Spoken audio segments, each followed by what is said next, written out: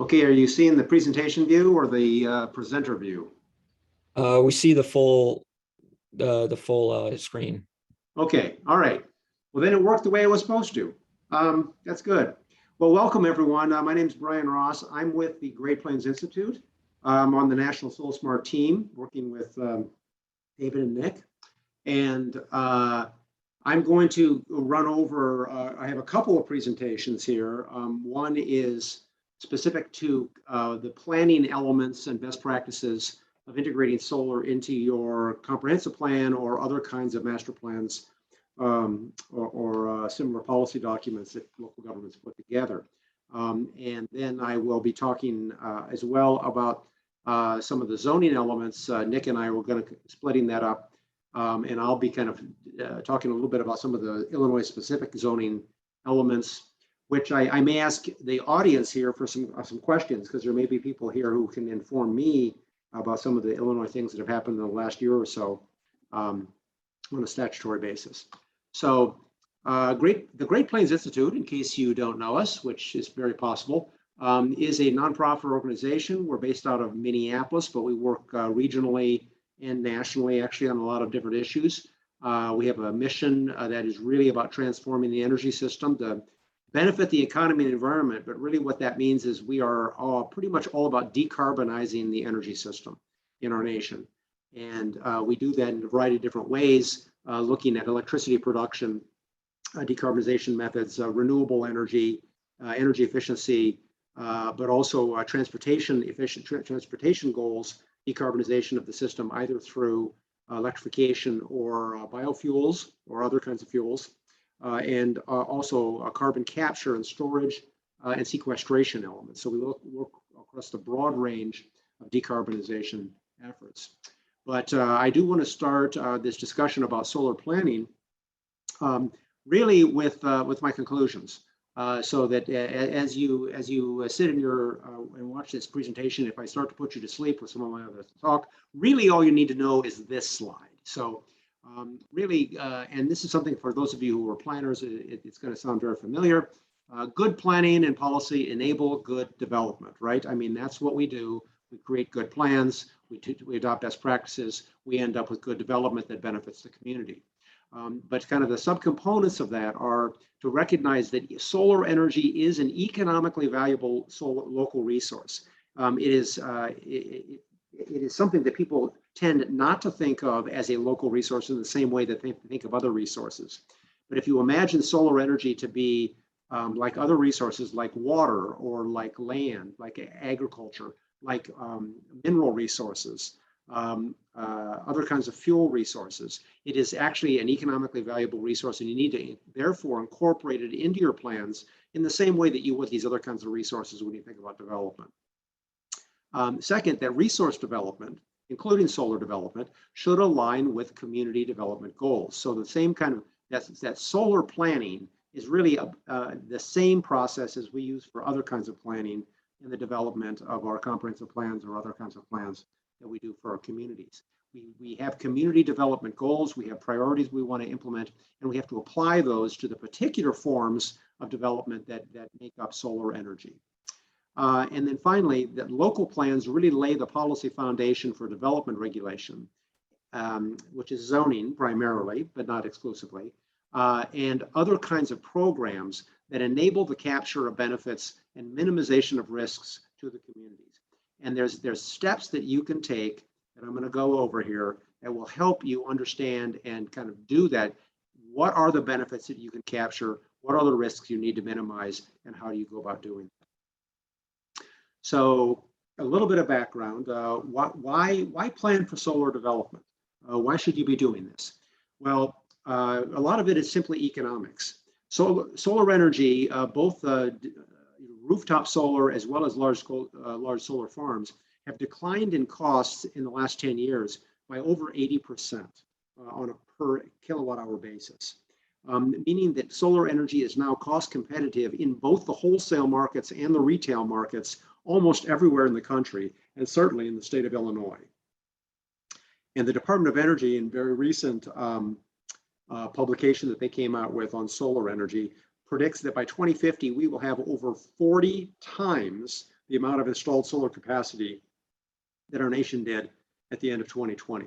So think about what that means in Illinois. Think about increasing the amount of, in your communities, of solar energy by 40 times, because all of this development, all of this capacity is going to happen in our communities. And that's something that is distinct from the historic energy development that we've seen, where there were a few communities and a few areas of the country that bore the kind of benefits and risks associated with the energy system. And now the energy system is going to be something that happens everywhere. So what we have developed, and we did this a number of years in the past, actually predates the SolSmart program, but it's consistent with the SolSmart program. And that is, we kind of developed these 5 solar ready community principles. What does it mean for a community to be solar ready? And it kind of breaks down this way. We have, and you can see those documents off to the side. This was actually part of the Grow Solar process, which included Illinois back starting, I think, in 2015. The 5 principles are that you need to have comprehensive plans or master plans that describe your solar resources and encourage development.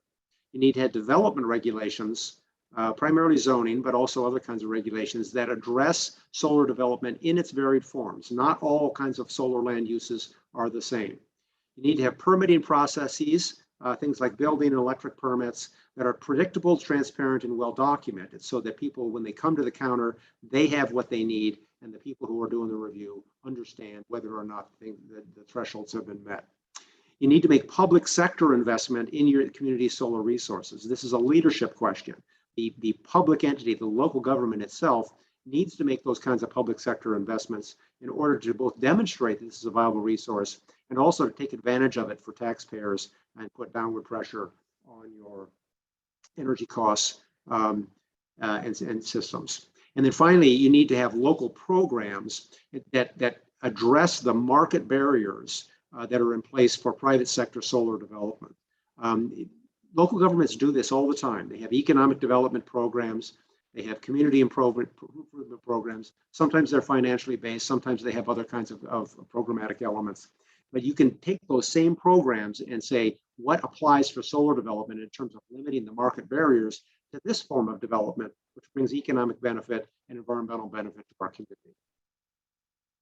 So what specifically, because I'm going to focus on the planning side of it, the first one of those principles, what does it mean to have solar ready local plans? And really it comes down to 4 things that we like to see in those plans that really address solar readiness. First, you have to identify and define your local solar resources. So think about them, as you say, in the same way that you would if you had oil and gas resources, and maybe some of these communities do, but if you did, you would want to identify what is the capacity, how much do we have, where is it, and how do we develop it? You need to acknowledge solar development that has both benefits and desired co-benefits. Things that are direct to the community, such as you have development, it creates tax base, and desired co-benefits, which are things that maybe seem a little bit ancillary, but can be built into the process, such as if we do solar development, can we do it in such a way that we're actually enhancing water quality in our surface waters? And the answer is yes, but you have to make sure that you're doing the development right. Third, local plans need to identify that solar development opportunities also have conflicts in the community. Like any kind of development, there are land uses that are compatible and not compatible. And you should address that in your comprehensive plan openly and expressively so that you can set the framework for addressing those conflicts when they come up. And then finally, you should set solar development targets or goals in the same way that you would housing goals or economic development goals. These are things that kind of recognize the market forces and the benefits to the community as you move forward. So that's what a solar ready plan does. And I'll kind of run over a few elements of that, kind of laying the groundwork, really understanding how these things all fit together, from the planning down to the development regulation to the permitting processes, and doing things like identifying solar resources. There's a number of different places you can do that. One of them is referenced here, the National Renewable Energy Lab's State and Local Planning for Energy Tool, or SLOPE tool, and there's a couple other ones that I'll go over as well. But when we talk specifically to kind of get to the question about resources, some people may have seen that map up in the upper left hand of the screen there, which is a kind of a map that gets a lot of play, developed by the National Renewable Energy Lab. It shows the solar resources in the United States, the kind of broad scale kind of solar irradiance. In other words, how often does the sun shine and for how long? And you can see that down in the desert Southwest is like this bright red, and then up in places like where I come from, Minnesota, it's this kind of pale yellow, and you say, wow, why would we do solar up in Minnesota when really where we should be doing it is in the desert Southwest? And that's because that map is a little bit deceptive.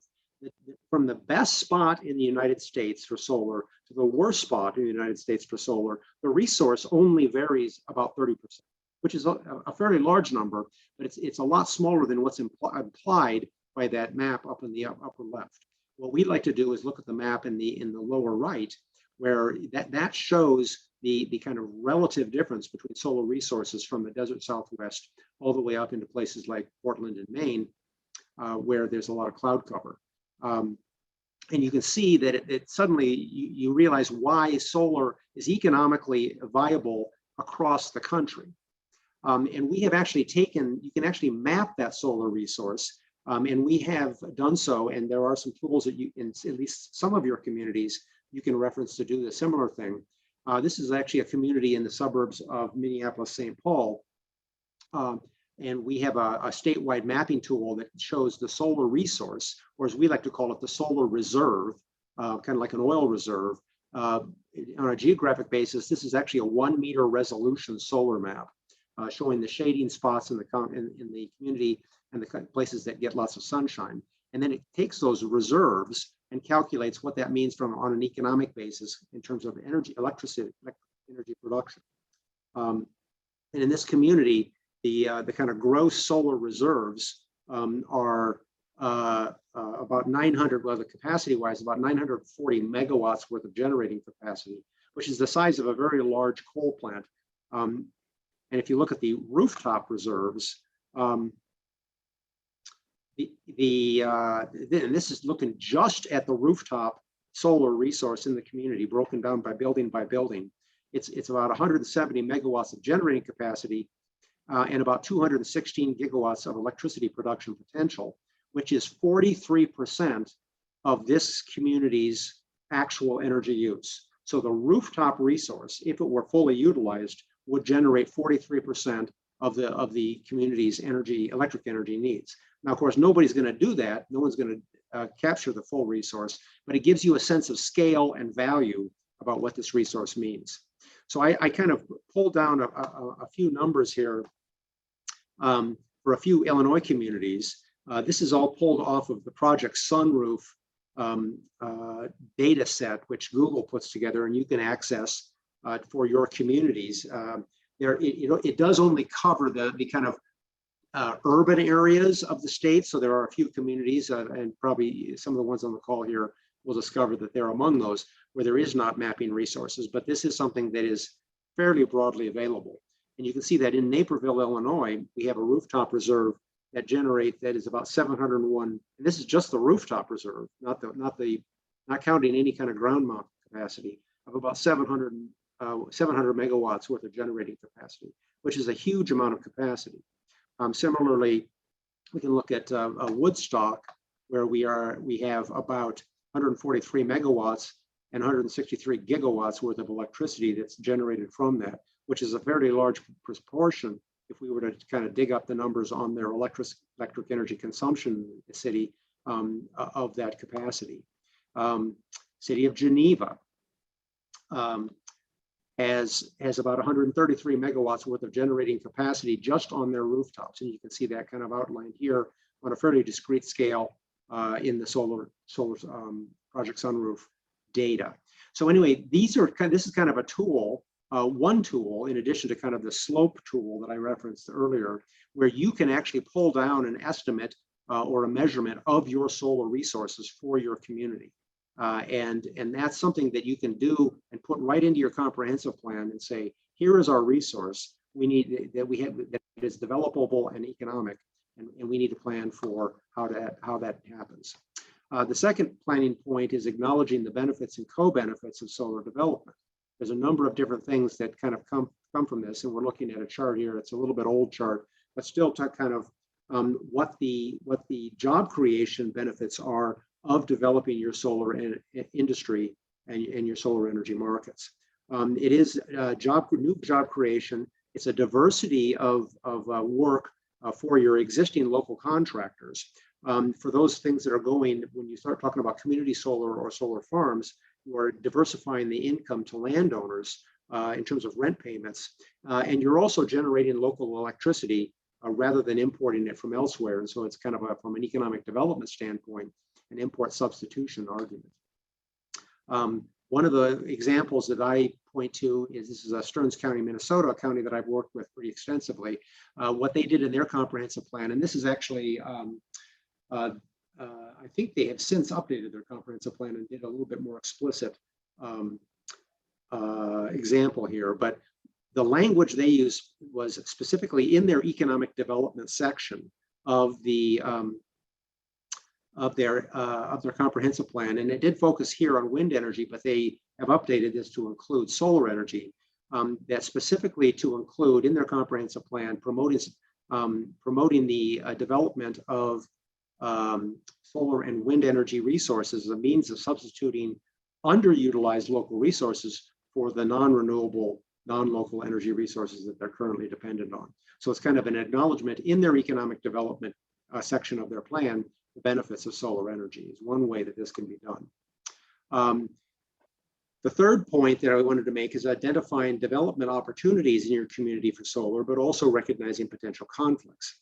For this on the small scale kind of accessory use development opportunities and conflicts that we typically see are things like with historic resources. How does solar fit onto your community's historic resources? Things like historic districts or designated historic buildings, because the historic resource is a valuable thing. The solar resource is a valuable thing. How do they fit together? You need to think about that because you can do it. You can make them fit together, but there's going to be a little bit of compromise probably on both sides of that resource, or those two resources, in order to make it work.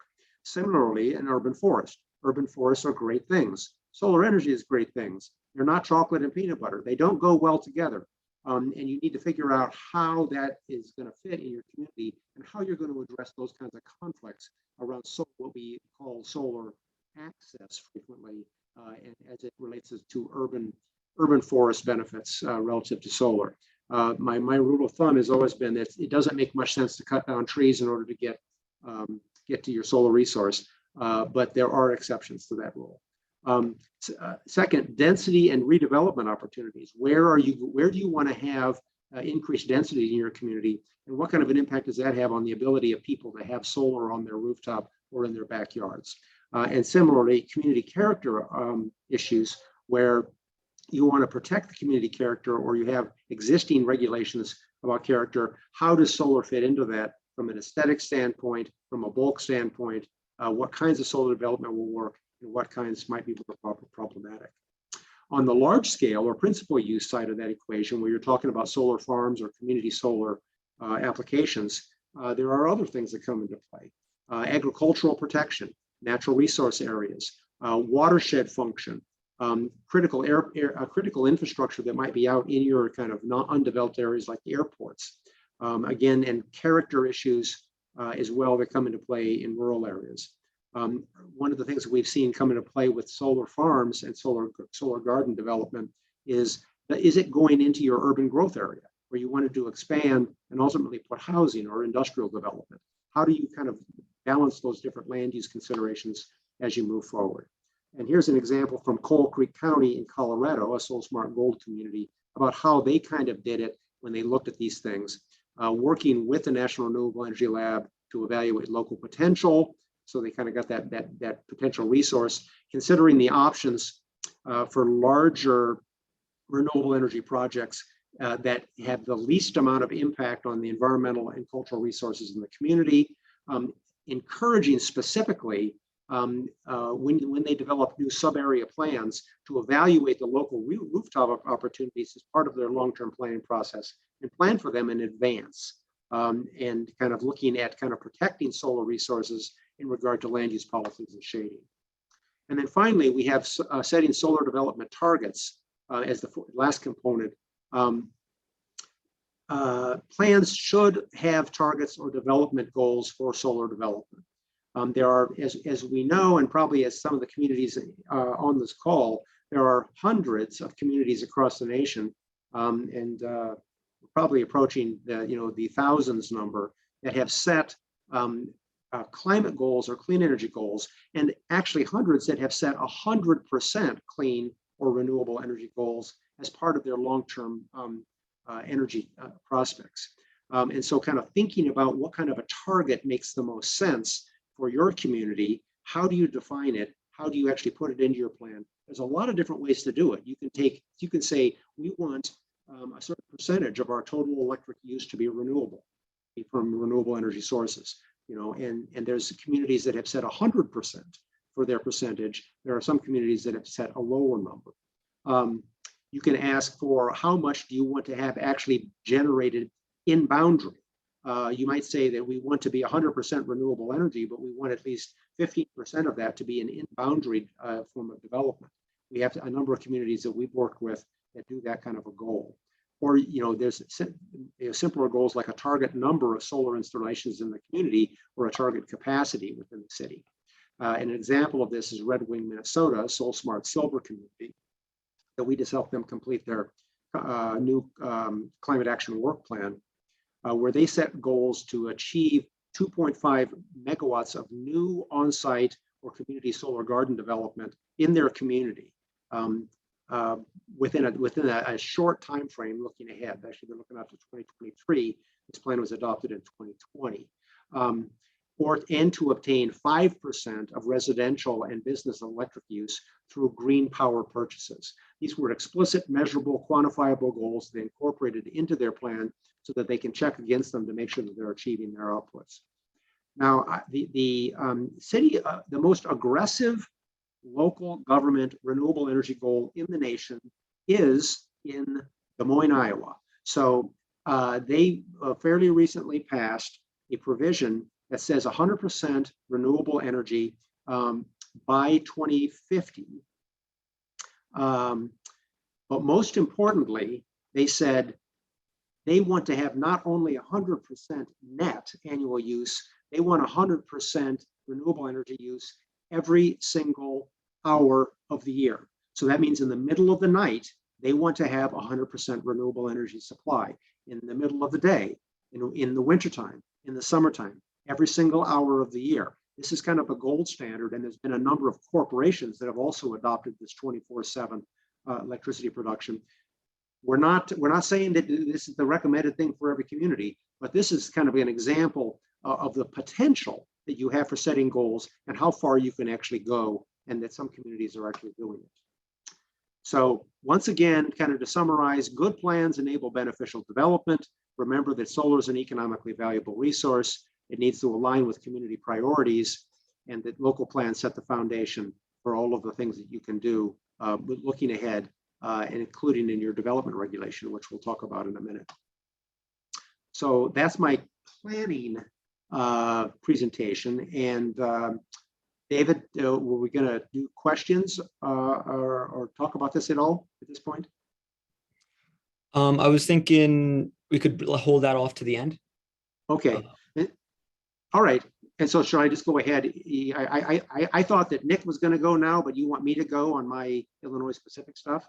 Yeah, Nick will sort of close it out before we do the Q&As. Okay. So you can switch over to the zoning portion. Okay, well, let me stop my share on this one and move over to the zoning presentation. And obviously, if you have questions, you can go ahead and put them in the chat. I think that's, if you don't want to forget them. Where's my share button?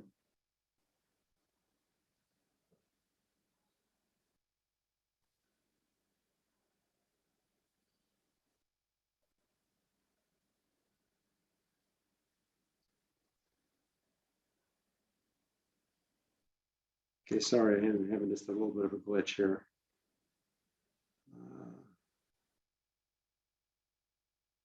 See if this works.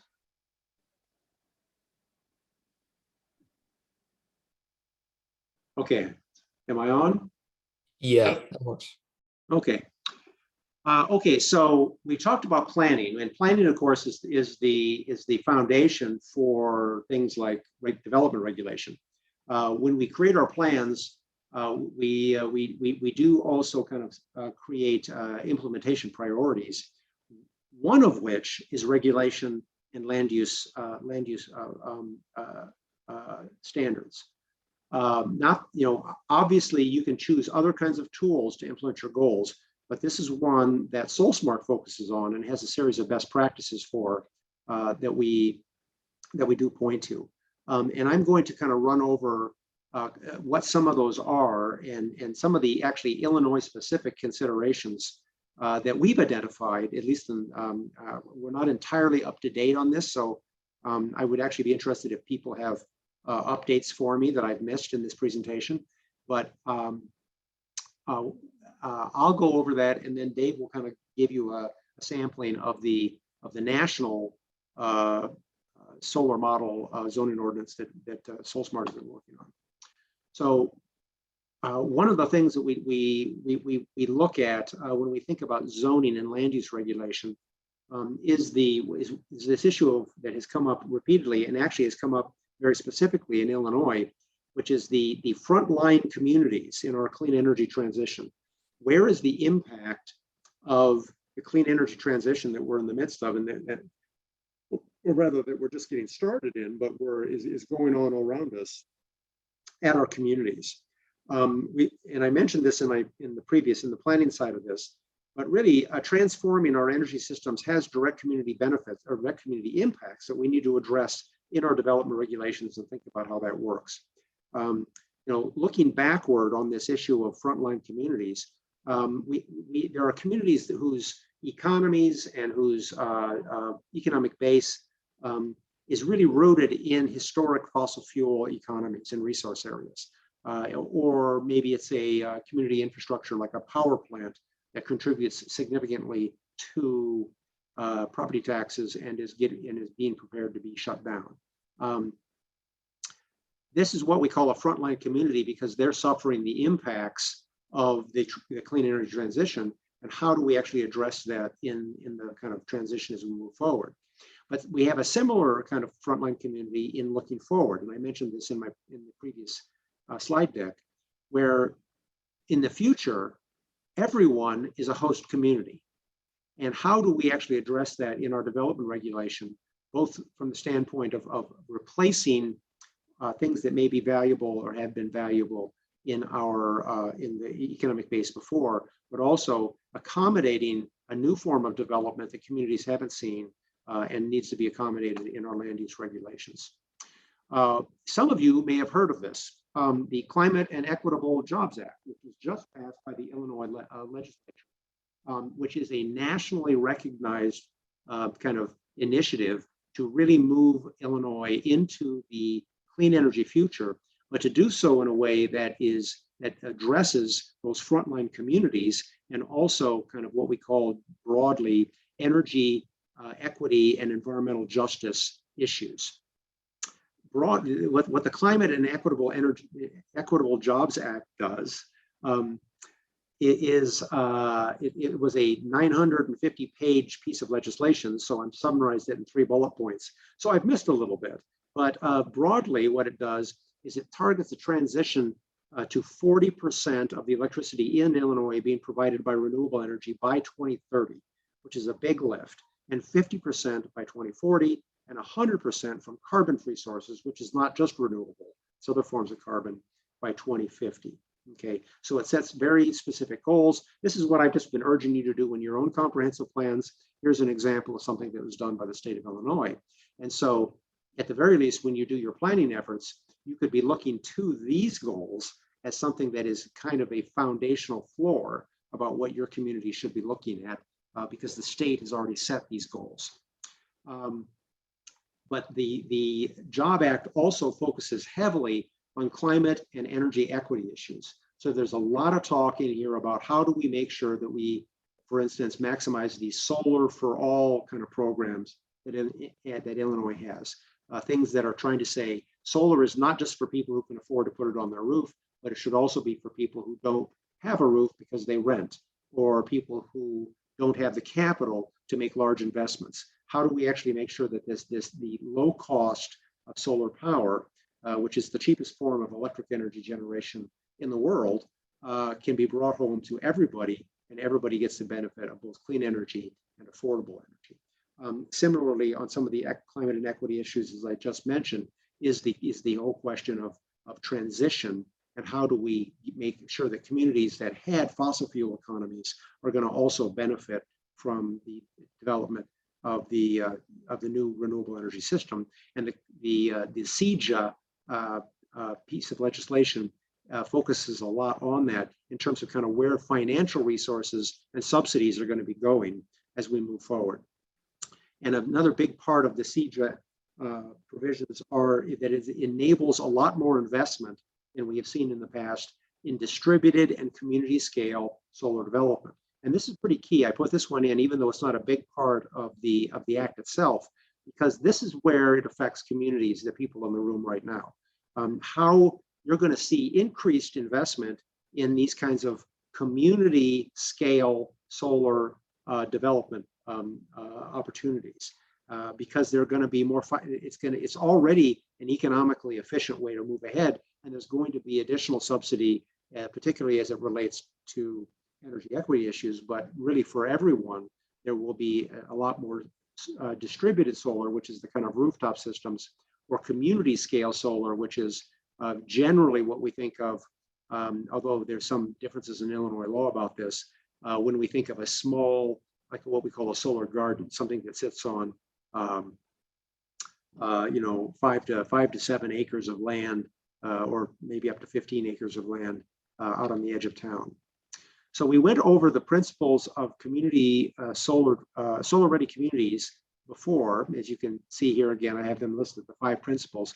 Before we talked about comprehensive plans. Now we're going to talk about development regulations. And really the principles of solar-ready development regulations are kind of listed out here. We have 5 kind of points that we like to see in zoning ordinances, recognizing the different forms of solar development, creating by right installations, enabling capture of local co-benefits, and maintaining consistency with regional best practices, et cetera. There is a model ordinance that Great Plains Institute has developed for 5 different states, including Illinois. The advantage of this particular ordinance is that it's specific to Illinois' enabling statutes and the kind of circumstances that you as cities face in Illinois. Each one of these was tailored to the state. The disadvantage of this is that it's about 2 years old, and so there's a few elements that it's out of date. And David will be presenting, Nick will be presenting a kind of a broader, a more up-to-date and more general set of zoning principles moving ahead. But the structure of the Illinois solar ordinance that we used includes the kind of our bullet points there on the left. We talked about scope and purpose definitions, accessory uses, principal uses, some conditions for special permits, and solar incentives as things to consider. And one of the primary principles, and this is a SolSmart thing that we need to put up here because it's really important, is that we're in zoning, what you're regulating is the land use, not the electrons. You need to think about solar as a land use rather than solar as a form of electrons. And that comes into play in the way that certain standards are written, because if you start regulating the electrons, you're really not getting to the land use issues. And so we want to make sure that this principle is kind of put forward as we move on. So I'm going to touch mainly on small scale and accessory use solar, because my understanding was the communities in this workshop are primarily concerned with this issue. We do have a set of zoning best practices for small scale solar here. I'm not going to go down in any detail, but you can kind of see this, and we will have these available for you, I guess, after the fact, where you need to think about each one of these kind of components as a best practice when you think about how small scale solar, which is rooftop or ground mounted in the backyard or in a industrial or institutional campus, how they're all addressed and what they mean. We talk about accessory use. We talk about aesthetic requirements, setbacks, kind of the basic zoning functions, as well as some of the more advanced zoning functions in these standards. And some of the Illinois specific provisions that we try to address that probably aren't going to be, you're not going to see in some of the more general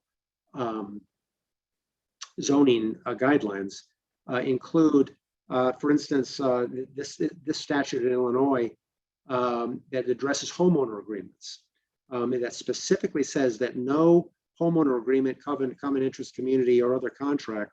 I'm sorry, that's the suggested language we say you use. The orange box actually has the actual statutory language about what is prevented in Illinois, that no deed restriction covenants or similar binding agreements running with the land shall prohibit or have the effect of prohibiting a solar energy system from being installed. And then what we are suggesting there in that other language is the kind of way that it can be incorporated into your zoning ordinance in order to kind of be consistent with state law and also to kind of maximize the benefit of the rooftop solar resource that are in those communities. One of the things that standards that we use is that cities should be adopting policies and standards for solar energy, and that no energy policy statement from a common interest community or homeowners association should be more restrictive than the host community's solar energy standards.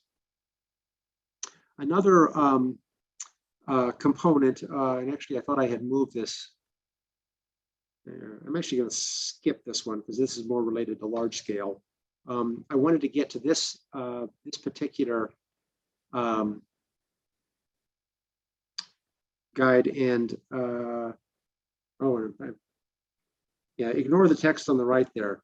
The text on the left is basically a community is what the Illinois statute defines as a community renewable energy project.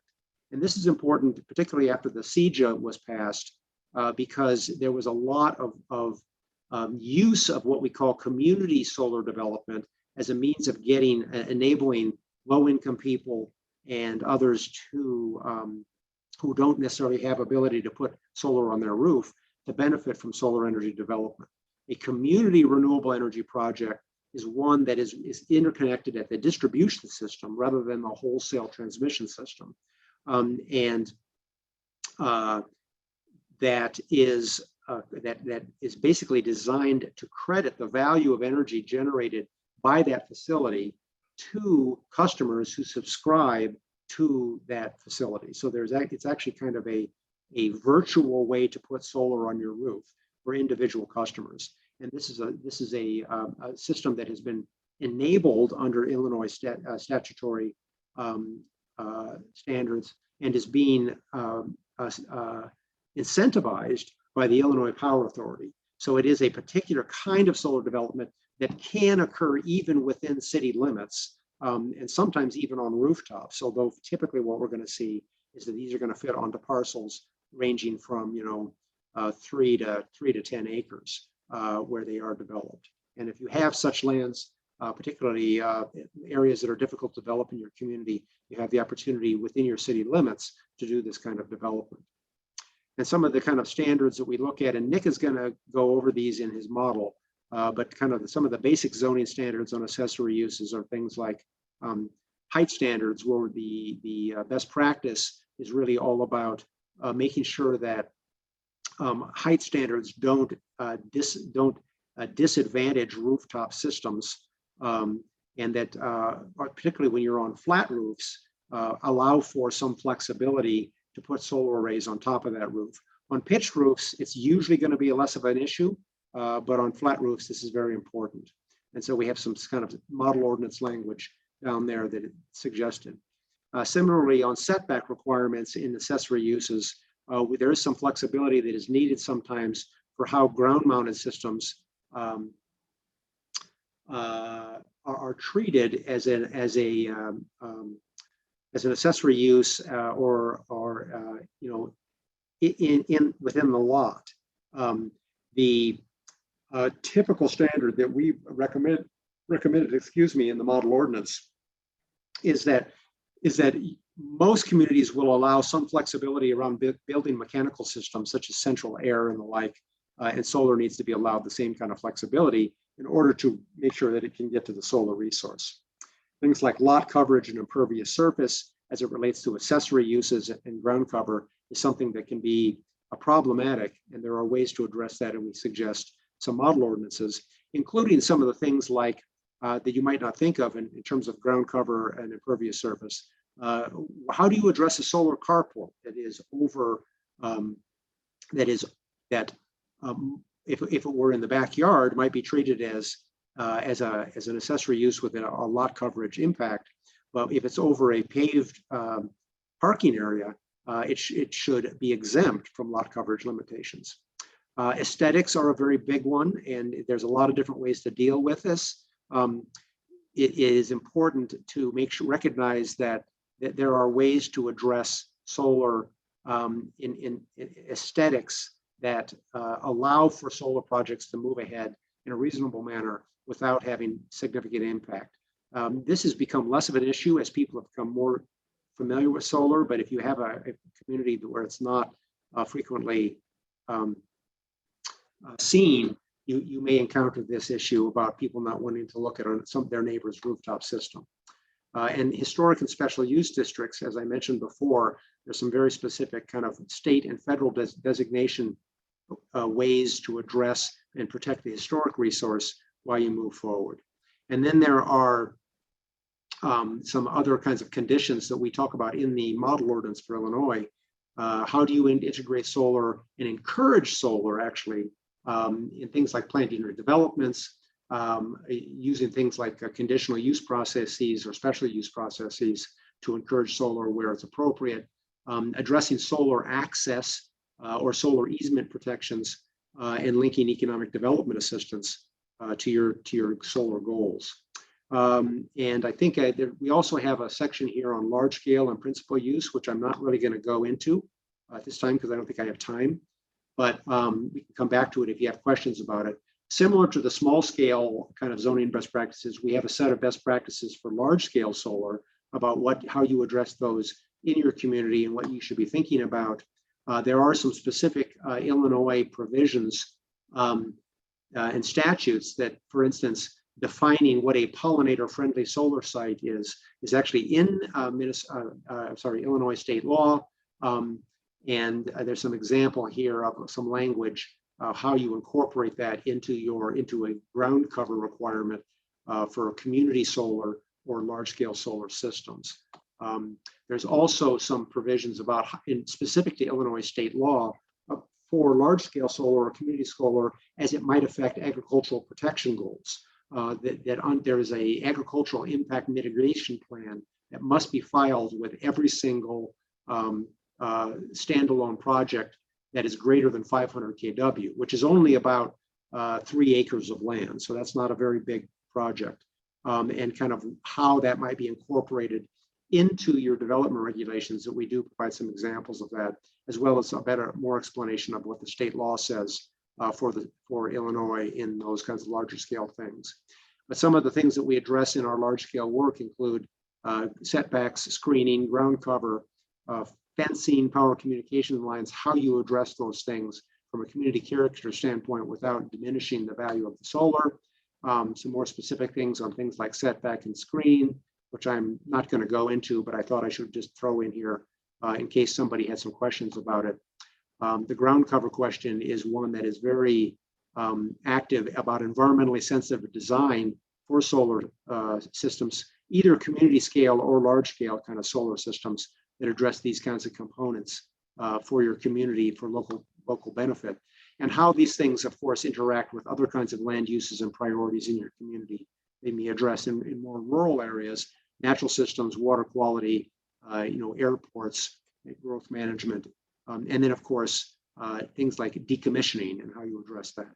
So that's kind of my summary of kind of some of the Illinois specific things that are in the model Illinois ordinance, as well as some of the kind of statutory considerations you need to make as you kind of think through zoning and implementing your comprehensive plan goals. So I think I'm turning it over to Nick now. Is that right? Yeah, that's right. Yeah, thank you, Brian. Sounds good. Bear with me while I pull up my screen. And Dave, just so we know, I think we're scheduled to go till 3:30 Eastern time, 2:30 Central. Is that correct? Yeah, that's right.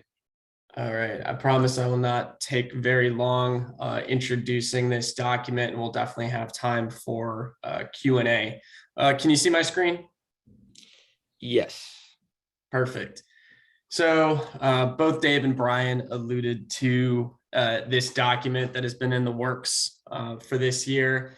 And it's a best practice document that the SolSmart team has put together for solar and zoning, specifically for accessory use solar.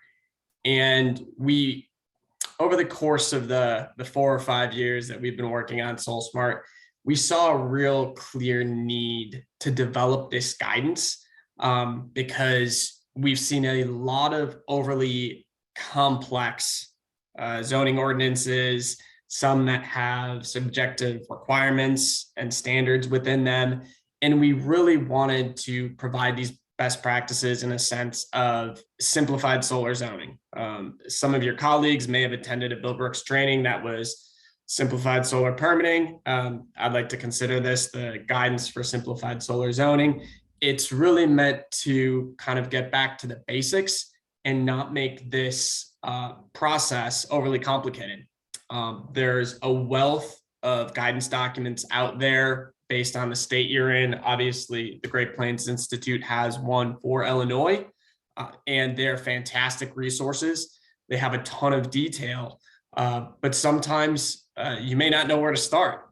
And so that's what we're trying to do here, is really just kind of strip it down to some very simple language that you could include in your zoning ordinance, and then also provide some commentary as to why it's important and why SolSmart views it as a best practice. So if you as planning staff are drafting new language for the ordinance, and maybe you have to have a meeting with a planning commission or eventually your town board or city council, you not only have model language and draft templates that you could provide, but then you also have some of that guidance as well as to why SolSmart as a national program views that as a best practice. And so I'm just going to walk through what the key components that we have here are. Brian, again, has mentioned most of these already when he was covering his slides, and his slides are obviously a lot better to look at than a Word document, but this is really meant to be a template that you'd be able to copy and paste straight from and get to work on making edits that would be applicable to your locality. So we start off with a scope and applicability. That's pretty self-explanatory, stating that this covers solar energy installations within your community after whatever the effective date might be. We then move on to a purpose and intent. And again, a lot of this language is very flexible. You can edit it, but this is really meant to connect to details that you may have in your comprehensive plan, perhaps a climate action plan, or other renewable energy or clean energy goals that your community has established. If you're able to provide a very clear and direct link and tie those plans and those strategies together with the zoning ordinance, it really creates a streamlined environment for those that are interested in going solar, for those that are interested in installing solar as a business as well.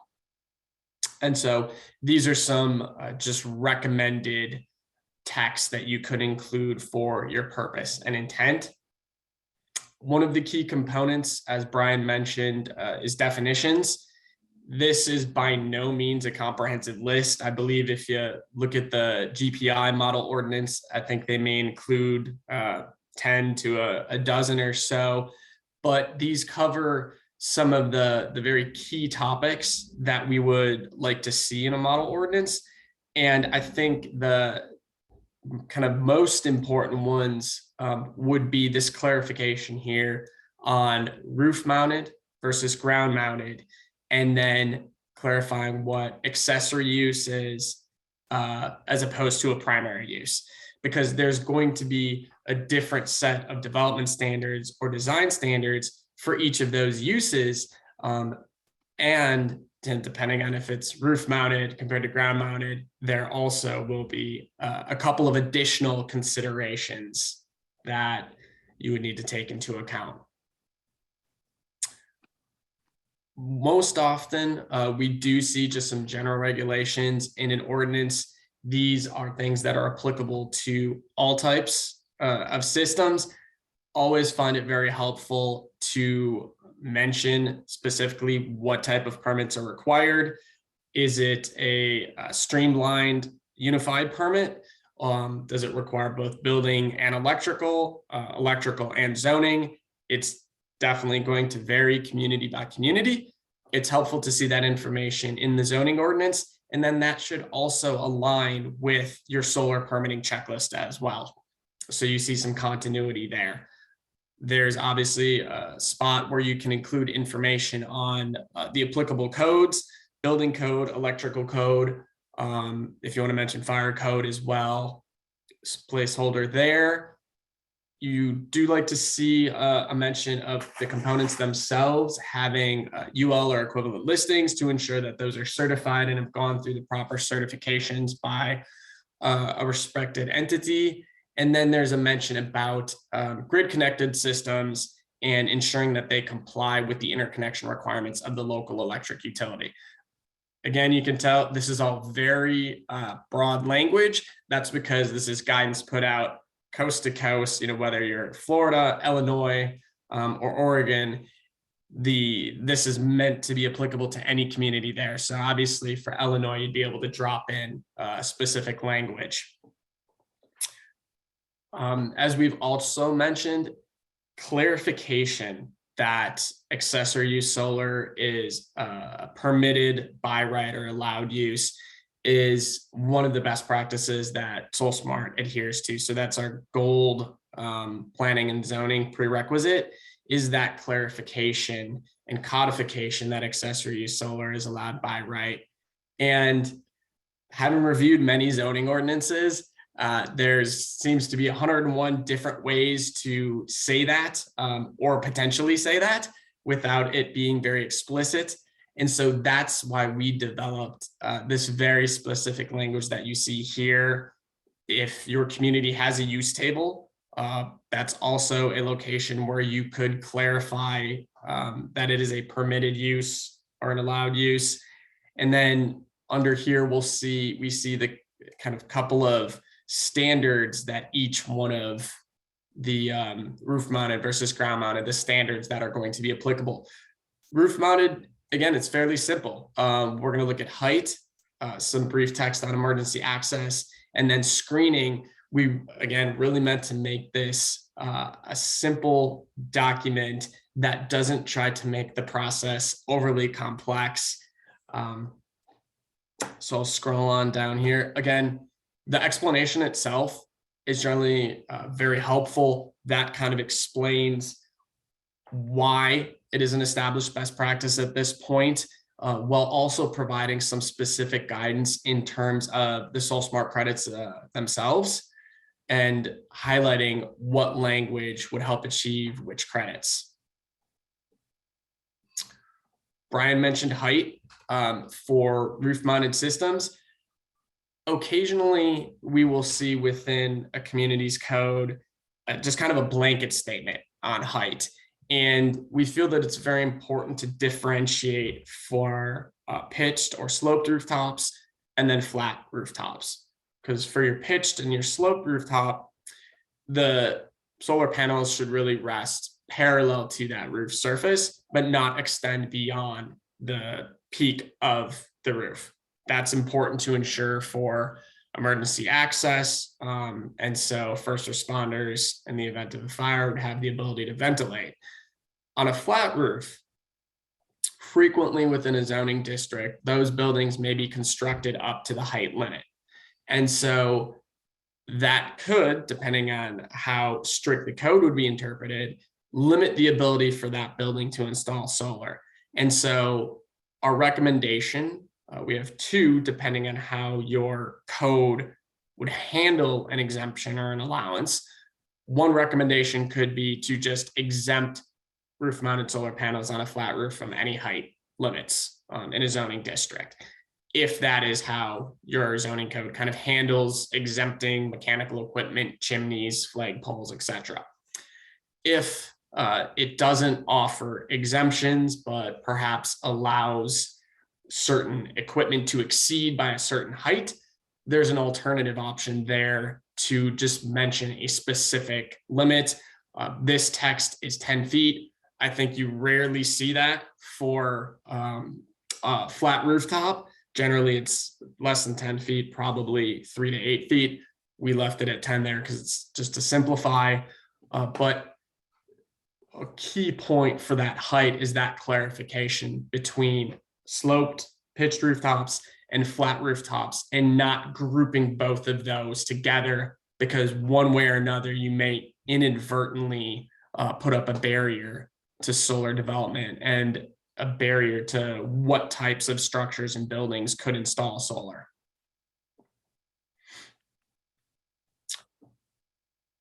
Ground mounted for height, we, again, I recognize that most of your communities are probably fairly well built out, and so even accessory use ground mounted systems may not be very feasible.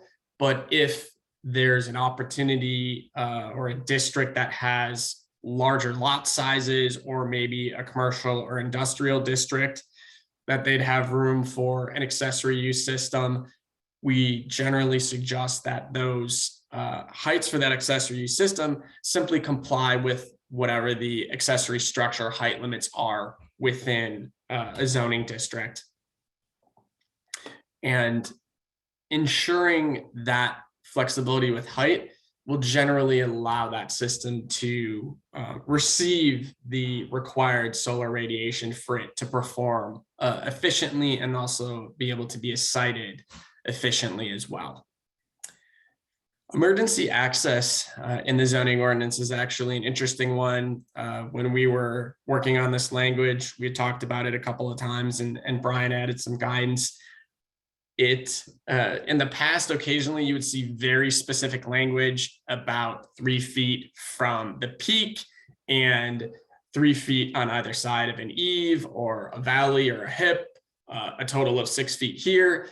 And it became overly complex to add that type of language into the zoning ordinance, particularly when that guidance from the various national codes may be updated every code cycle. And so we included some more broad language here. Obviously recommend checking with your local fire department to determine if there are any specifics they'd like to add, if there's the possibility for any types of exemptions. It really depends on what the typical structures you see within your community as well. Are they attached, detached, etc.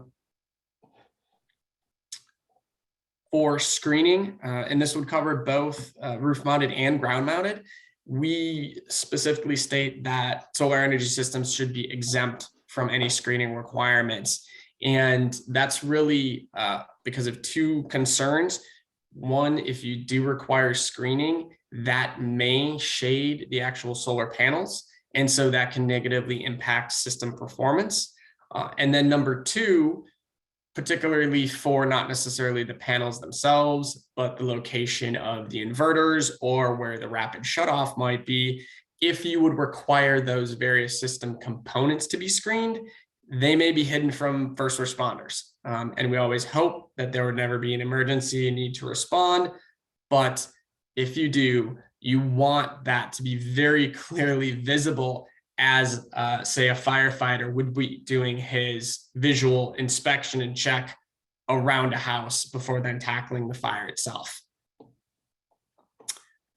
Setbacks for ground-mounted accessories, ground-mounted systems, it's just to align with your accessory structure setbacks. A small accessories ground-mounted system really does not need to be subject to principal use or primary use setbacks.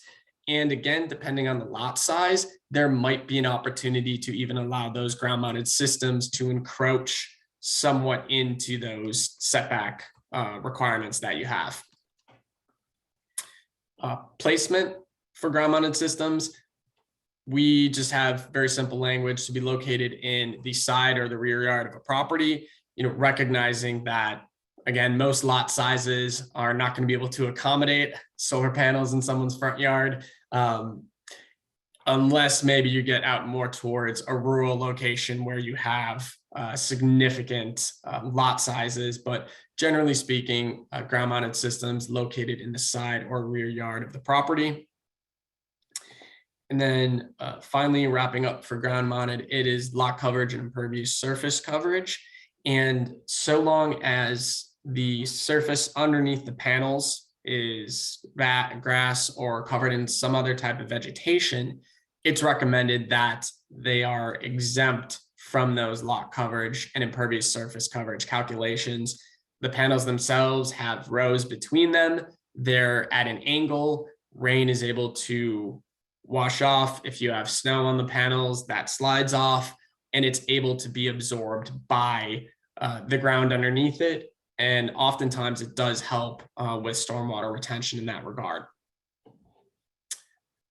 And the final topic here, again, something else that Brian covered, and I believe this is probably the same language that he had in his slide, but it's if you have a historic district or several historic buildings within your community, you can develop specific guidance for that zoning district, recognizing that maybe it's not necessarily the most optimal to have solar panels on all those rooftops or solar panels located in the rear yard. And so here's some guidance that really tries to balance the goal of that historic preservation and maintaining that character, while also potentially allowing for the installation of solar panels.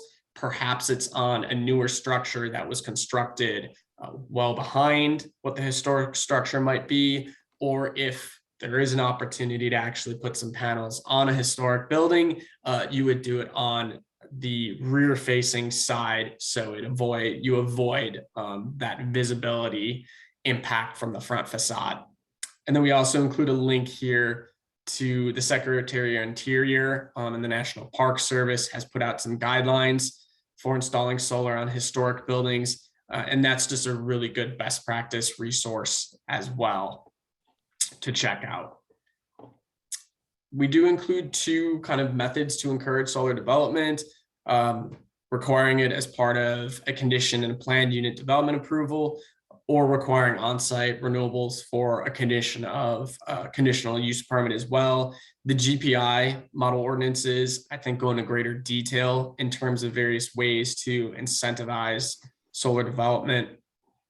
And then finally, underneath all of that model language and the commentary, we just have kind of a clean version of the language. And one thing, I just like to show is how short and simple some of the language is for the roof mounted systems here. Again, this is really meant to be simplified, particularly for communities that may not have this in their zoning ordinance at all. This is a really great start. It hits on the really high points that need to be covered. This is not solar energy on a house is not something that's very obstructive or very detrimental to their neighbors. It's a very simple use.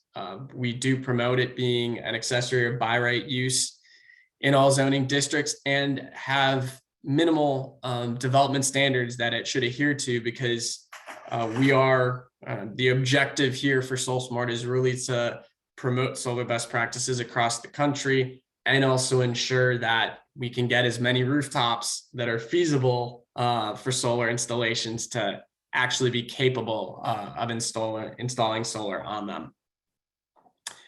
I realize we're probably getting a little close to time here. At the end, we have a full list of model ordinances from around the country. All the GPI ones for the Midwestern states are included. Several others are also included as well. There's some new ones from Minnesota, particularly, that are just really good resources. So if you want to cross-reference, get an idea of what some other states are doing, maybe some states, again, like Michigan that has high snow loads, you can take a look at those as well. So I will pause there and I guess turn it back to Dave for Q&A. Yeah, thank you, Nick. That was a really helpful overview of that document. And so that's all finalized, and we can pass that around to folks on the call. Yeah, I will actually see if I can drop this into the chat right now. And I would also welcome, any feedback that folks may have as well. We actually envision this as something somewhat of a living document. Best practices are sometimes shifting and rapidly. So if there's any considerations you'd like us to take into account, feel free to share with Dave. Yeah, great. It's something I can send along to folks in an email after this as well. But yes, we've left some time for questions. So anybody feel free to turn on your mic and ask away, or you can enter a question into the chat. I'll take a pause here.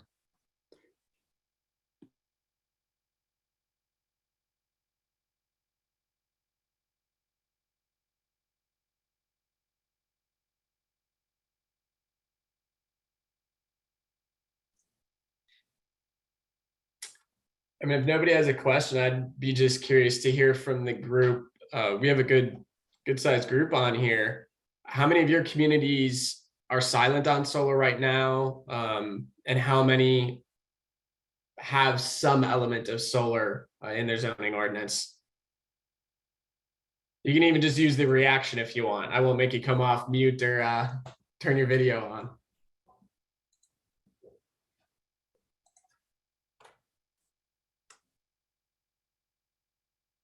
All right, we got 1, 2, 3, 4. All right, 5.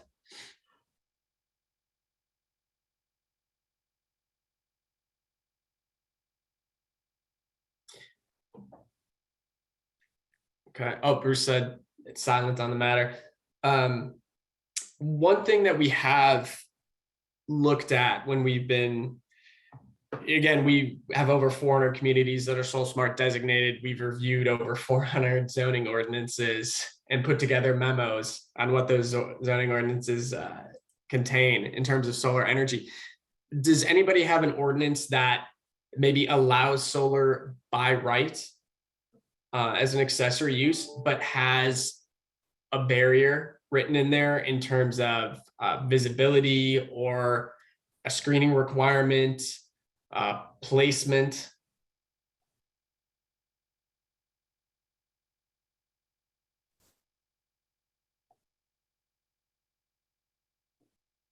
I know that Mount Prospect, I've reviewed their zoning code. I'm working with them.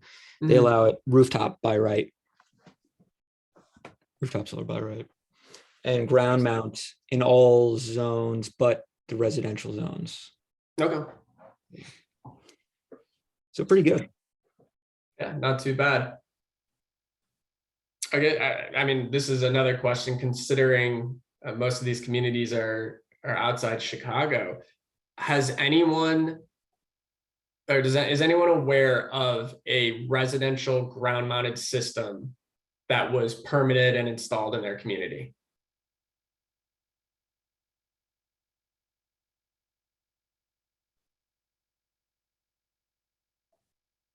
Nope. 1 no for Gurney.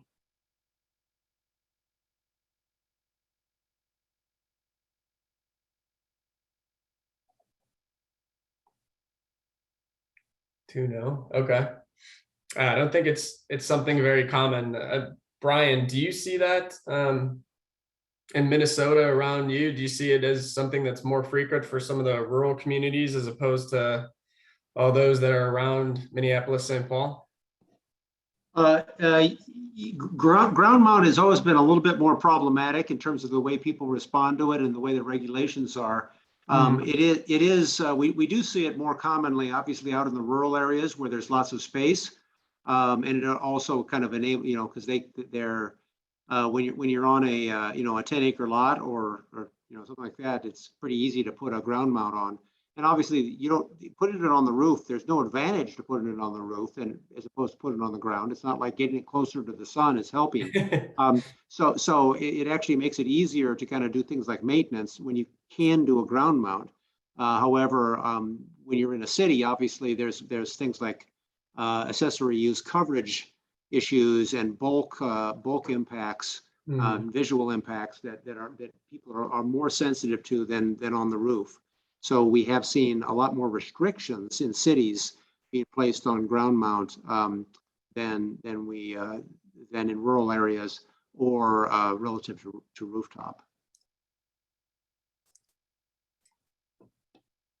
Yeah. Okay. I'd be interested to know if anybody on the call has seen a community solar development in their community, a kind of ground mount, a solar garden, as we might say, not a full scale solar farm, but something that's going to be less than 10 acres. Has anybody seen that or had an application for it?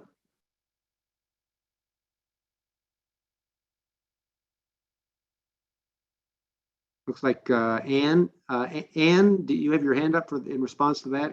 In which community are you from?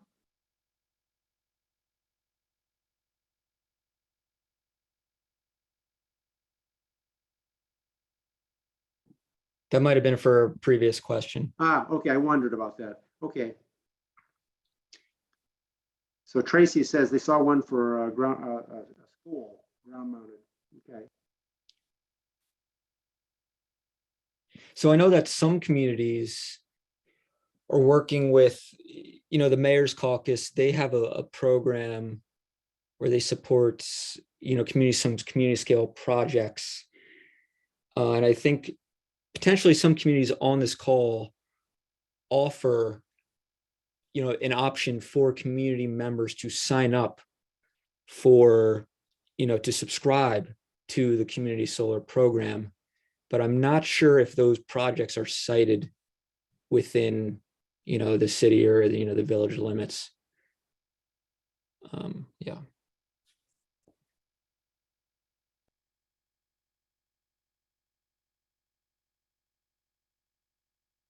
Well, if there aren't any questions, we can, wrap this up. This is recorded, and so I will follow up with everyone, sending the recording and the slides and some of the documents that have been referenced here, as well as the template verification document.